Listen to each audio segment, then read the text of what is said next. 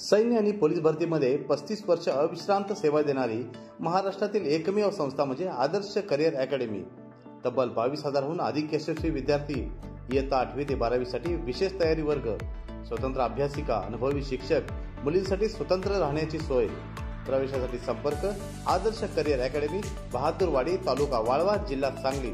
Mobile क्रमांक 9158668989 आणि 9960888833।